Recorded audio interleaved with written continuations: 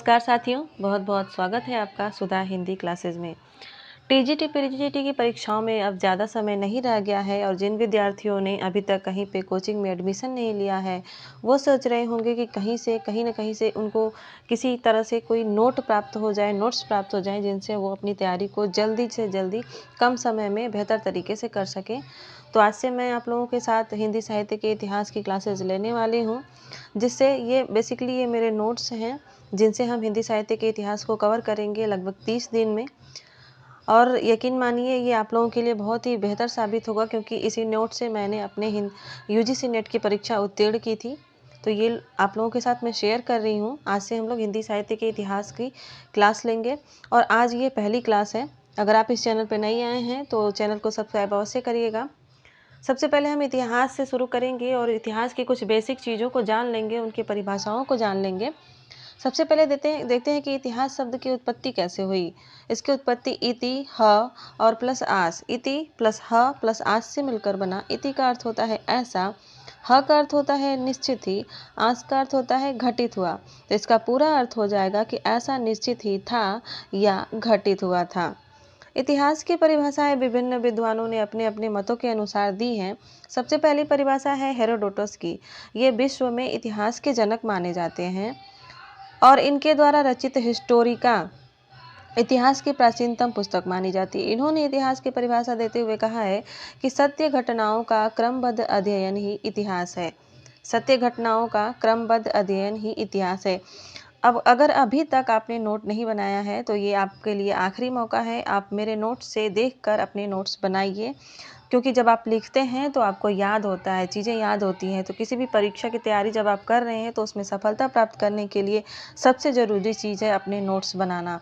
तो आप लोग मेरे नोट्स से देखकर आप अपने तरीके से इसको लिखकर नोट्स बनाइए। लिखते समय बहुत सी चीज़ें याद हो जाती हैं। दूसरी परिभाषा जो है वो कर्नल जेम्स टॉड की है। ये कहते हैं कि अतीत की घटनाओं का वर्तमान के संदर्भ में अवलोकन इतिहास है। तो इतिहास की इनकी ये परिभाषा भी पूछी जाती है, तो इसको भी आप लोग नोट करिएगा।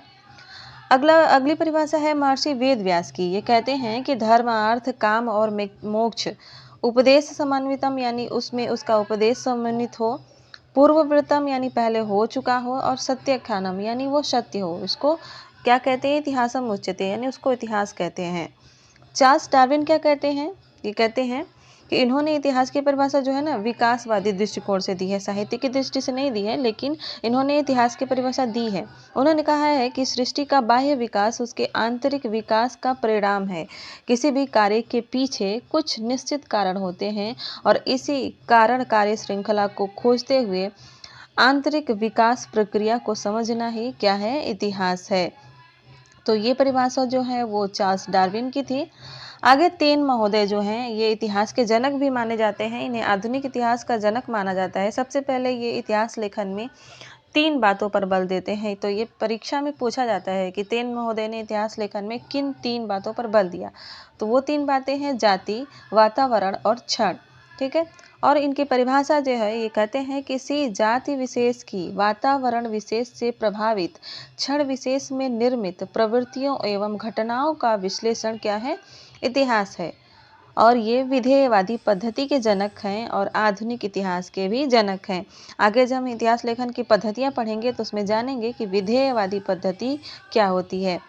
आगे बढ़ते हैं और अगली परिभाषा देखते हैं। अगली परिभाषा जो है कार्लाइल की है। ये बहुत बड़े विद्वान हैं। उन्होंने कहा है कि इतिहास एक ऐसा दर्शन है जो दृष्टांतों के माध्यम से शिक्षा देता है। क्या करता है? दृष्टांतों के माध्यम से शिक्षा देता है। इतिहास एक ऐसा दर्शन है जो दृष्टांतों के माध्यम से शिक्षा देता है। छोटी परिभाषाएं परीक्षा में जरूर पूछ ले जाती हैं, तो छोटी परिभाषाओं को आप गौर करिएगा, ध्यान दीजिएगा। डॉक्टर नगेंद्र कहते हैं कि बदलती हुई अभिरुचियों का इतिहास साहित्य इतिहास है और जिसका सीधा संबंध आर्थिक क्रियाओं से है। तो ये डॉक्टर नगेंद्र की परिभाषा है। डॉक्टर नगेंद्र का हिंदी साहित्य का इतिहास सभी प्रतियोगी परीक्षाओं के लिए बहुत ही महत्वपूर्ण साबित होता है। तो इनकी परिभाषा भी बहुत ही महत्वपूर्ण है, तो आप इसको भी नोट करिएगा। अगली परिभाषा आचार्य रामचंद्र शुक्ल की है, जिनकी मान्यताएं जो हैं परीक्षा में प्रमाणित मानी जाती हैं। तो इनको तो बहुत ही पढ़ना हर विद्यार्थी के लिए आवश्यक है। आशा है आप लोग हिंदी साहित्य का इतिहास आचार्य रामचंद्र शुक्ल के द्वारा जो है पढ़ लिया होगा। अगर नहीं पढ़ा है तो इसका वाचन भी मैं इस चैनल पर डालने वाली हूँ, तो अगर पहली बार आए हैं तो सब्सक्राइब कर लीजिएगा। कुछ ही समय में हम आचार्य रामचंद्र शुक्ल की बुक से वाचन पाठ करेंगे। ये कहते हैं, ये इतिहास की परिभाषा देते हुए कहते हैं कि प्रत्येक युग का साहित्य वहाँ की जनता की चित्तवृत्तियों का संचित प्रतिबिंब है और ये चित्तवृत्तियाँ प्रत्येक युग में बदलती रहती हैं। क्या होती हैं? बदलती रहती हैं। अब बदलती हुई चित्तवृत्तियों के साथ साहित्य परंपरा का सामंजस्य दिखाना ही इतिहास है। तो ये आचार्य रामचंद्र शुक्ल की परिभाषा है। आप लोग ना हो तो स्क्रीनशॉट भी ले लिया करिए, मैं ऐसे खाली छोड़ दूंगी स्क्रीन को, तो आप स्क्रीनशॉट ले सकते हैं। और हिंदी में ये इतिहास लेखन की विधेयवादी पद्धति के प्रथम प्रयोक्ता माने जाते हैं। यानी इतिहास लेखन की जो विधेयवादी पद्धति है, इस पे हिंदी में हिंदी साहित्य का इतिहास जो है इन्होंने ही पहली बार लिखा था। अगली परिभाषा जो है आचार्य हजारी प्रसाद द्विवेदी जी की है। ये कहते हैं कि मानवीय प्रवृत्तियों की खोज इतिहास है।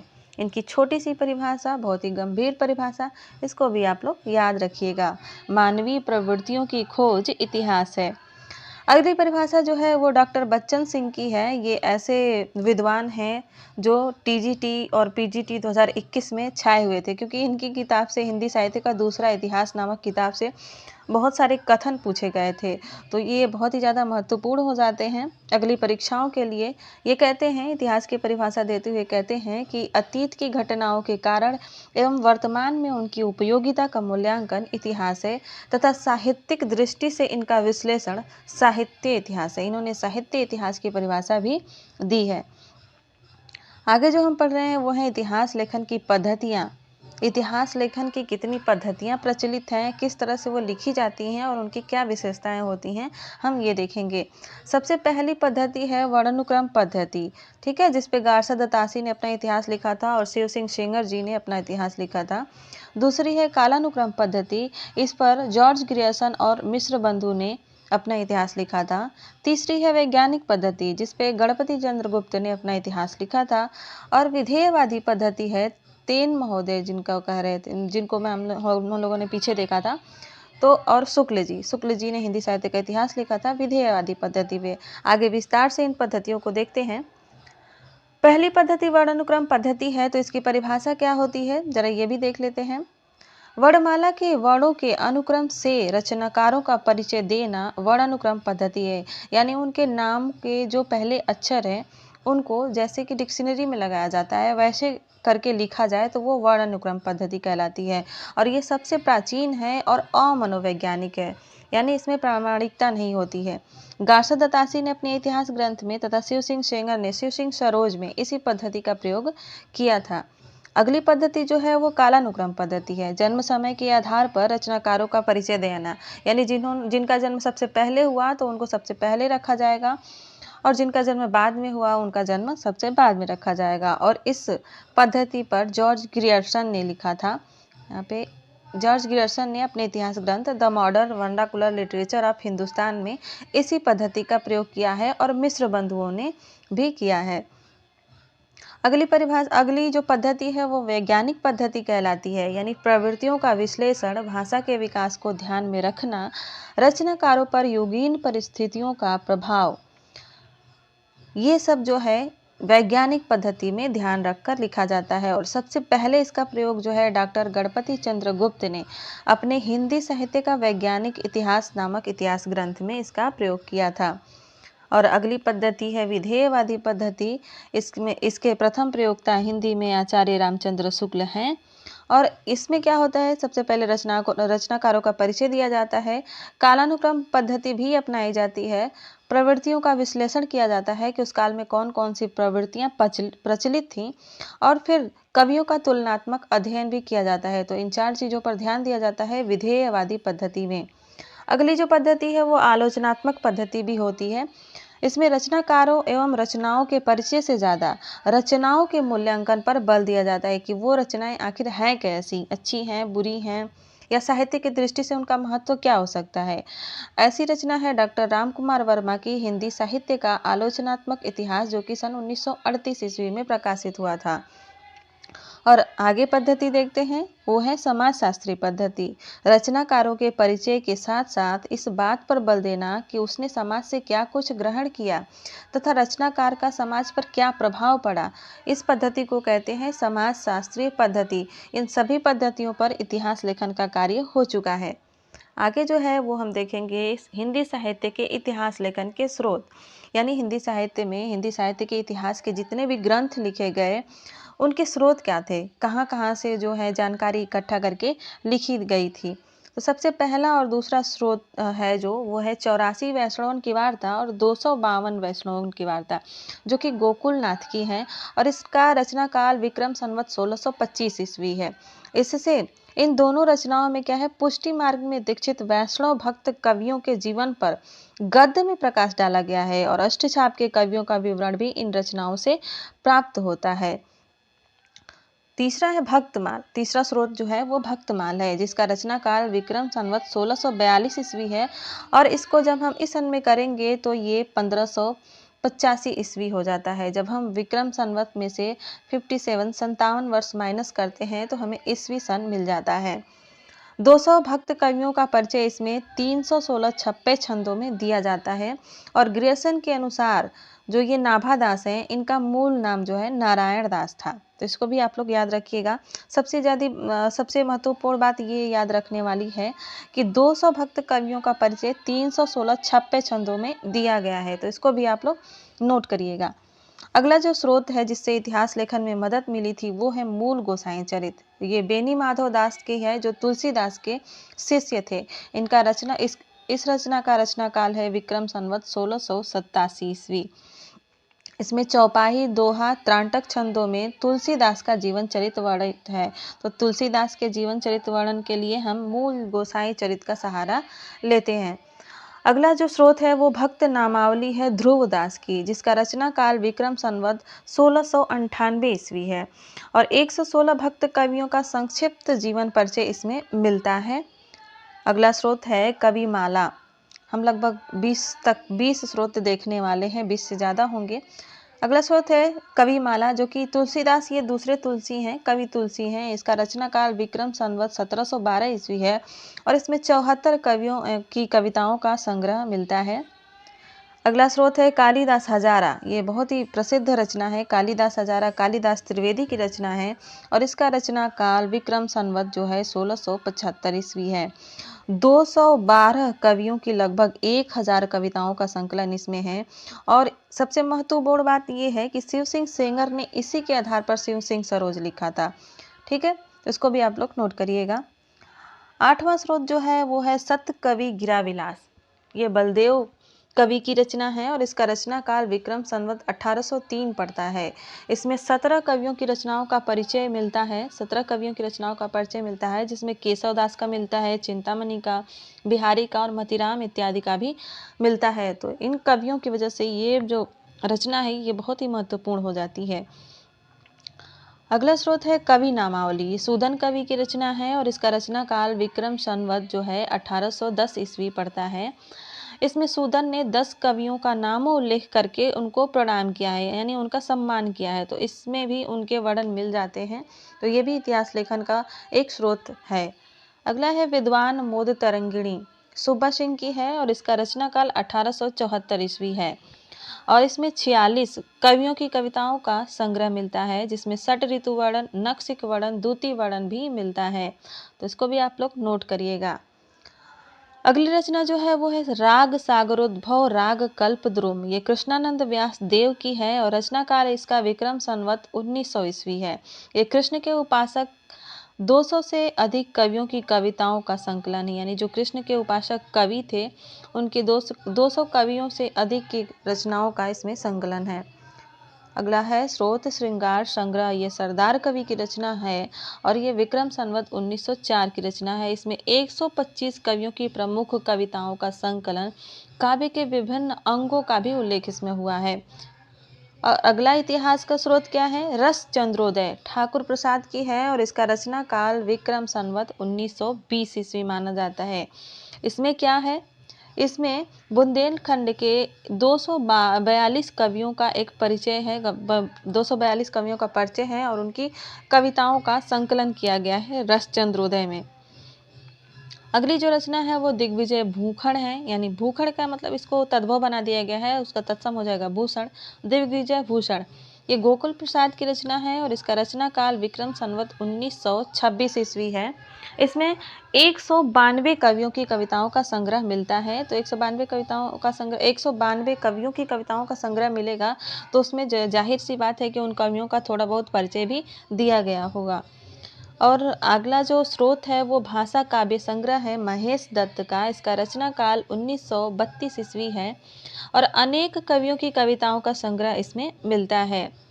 कवि रत्नमाला, अगला स्रोत कवि रत्नमाला देवी प्रसाद मुंसिफ का है, बहुत ही प्रसिद्ध रचना है और इसका रचना काल विक्रम संवत 1968 ईस्वी है। इसमें राजस्थान के 108 कवियों एवं उनकी रचनाओं का संग्रह है। तो अगर राजस्थान की किसी परीक्षा की आप तैयारी कर रहे हैं तो आपके लिए ये बहुत ही महत्वपूर्ण है। हफीजुल्लाह खां हजारा, हफीजुल्लाह खां हजारा, इसका रचना काल विक्रम संवत 1972 ईस्वी है और इस रचना के 2 भाग है। इसमें लगभग 1000 कवियों के कवित्व एवं सवैयों का संकलन है। तो ये भी एक महत्वपूर्ण पुस्तक हो जाती है। सूक्ति सरोवर, अगला जो स्रोत है इतिहास लेखन का वो है सूक्ति सरोवर। ये लाला भगवान दीन की रचना है और रचना काल इसका पड़ता है विक्रम संवत 1979 ईस्वी। ठीक है, तो ये इसमें ब्रजभाषा के कवियों की साहित्यिक विषयों पर सूक्तियों का संकलन किया गया है। अगला स्रोत देखते हैं क्या है सिलेक्शन फ्रॉम हिंदी लिटरेचर, लाला सीताराम की है और इसका रचना काल पड़ता है विक्रम संवत 1978 से 84 के बीच में। कवियों की आलोचनाओं एवं उनकी कविताओं का इसमें संग्रह किया गया है। और अगला इतिहास स्रोत जो है वो है हिंदुइज्म एवं ब्राह्मणिज्म, मोनियर विलियम का है, बहुत ही महत्वपूर्ण पुस्तक है, परीक्षा में पूछी जाती है तो आप लोग इसको जरूर नोट करिएगा। इसका रचना काल विक्रम संवत 1940 ईस्वी है। हिंदू धर्म के सिद्धांतों का निरूपण किया गया है। हिंदू धर्म से संबंधित कवियों एवं उनकी रचनाओं की आलोचना भी की गई है। और 21 नंबर का स्रोत जो है वो तो बहुत ही महत्वपूर्ण है, वो है नागरी प्रचारी सभा की खोज रिपोर्ट। देखते हैं और जानते हैं इसके बारे में। हस्तलिखित ग्रंथों का खोज चला था नागरी प्रचारी सभा के द्वारा। 1900 से 1921 तक हस्तलिखित ग्रंथों का खोज अभियान चलाया गया था और इसमें जितनी भी रचनाएं प्राप्त हुईं उसी के आधार पर मिश्र बंधुओं ने अपना मिश्र बंधु विनोद लिखा था। मुख्य खोजकर्ता इसके थे मिश्र बंधु विनोद में जो किताबों की खोज कर रहे थे उनमें थे सुखदेव बिहारी मिश्र, श्याम सुंदर दास, हीरा लाल। ठीक है, और अगला जो स्रोत है वो है कबीर एंड दी कबीर पंथ, बेस्कट की रचना है, ये भी बहुत ही महत्वपूर्ण है। इसमें कबीर के बारे में बहुत कुछ महत्वपूर्ण बातें जानने को मिलती हैं। बेस्कट ने इसका रचना काल जो है इसको सन 19 विक्रम संवत 1964 ईस्वी में इसको रचा था। कबीर और कबीर पंथ के आदर्शों या मान्यताओं का इसमें चित्रण मिलेगा। और 23वां जो है वो है history of the Sikh religion, यानी सिखों का इसमें हिस्ट्री दिखाया गया है। मैकालिफ की रचना है और इसका रचना काल विक्रम संवत 1965 ईस्वी में मिलता है। सिख धर्म के उद्भव एवं विकास का वर्णन मिलता है। हिंदी साहित्य में सिख पुस्तकों का भी बहुत ही महत्वपूर्ण योगदान रहा है, तो इसलिए ये हिंदी साहित्य के इतिहास लेखन के स्रोत में बहुत ही महत्वपूर्ण भूमिका निभाती है। सिख धर्म के अंतर्गत लिखी गई हिंदी कविताओं का भी इसमें संग्रह मिलता है। अगला जो इतिहास लेखन का स्रोत है वो है इंडियन थिज्म, मैकनिकॉल की रचना है और इसका रचना काल विक्रम संवत 1972 ईस्वी मिलता है। इसमें क्या है, हिंदू धर्म के दार्शनिक सिद्धांतों का स्पष्टीकरण दिया गया है। हिंदू धर्म से संबंधित कवियों का उल्लेख किया गया है। अगली पुस्तक जो मिलेगी वो मिलेगी गोरखनाथ एंड दी कनफटा योगीज, ये ब्रिक्स की रचना है, ये भी बहुत महत्वपूर्ण रचना है और इसका रचना काल जो है विक्रम संवत 1955 ईस्वी है। गोरखनाथ और नाथ संप्रदाय की धार्मिक मान्यताओं की विवेचना इसमें की गई है और नाथ पंथ से संबंधित कवियों का विवरण भी मिलता है। अगला जो ग्रंथ है वो राजस्थान के हस्तलिखित ग्रंथों की खोज है। इसके खोजकर्ता थे मोतीलाल मिनारिया, जो कि एक महत्वपूर्ण विद्वान, बहुत ही प्रसिद्ध विद्वान हैं। खोज का समय देखा जाए तो ये विक्रम संवत 1995 से 1998 के बीच चला था और इसमें राजस्थान के कवियों का परिचय और उनकी रचनाओं का वर्णन मिलता है। तो ये थे ये थी आज की क्लास। अगली क्लास के लिए आप लोग चैनल को सब्सक्राइब करिए और बेल आइकन भी दबा दीजिए। क्लास अच्छी लगी तो क्लास को लाइक करके, और किसी भी चीज़ के बारे में आप पूछना चाहते हैं तो कमेंट में पूछ सकते हैं। मिलते हैं कल की क्लास में, तब तक के लिए धन्यवाद। अपना ख्याल रखिए और अपनी तैयारी को और अच्छे तरीके से करिए, मजबूत कीजिए, बेहतर बनाइए।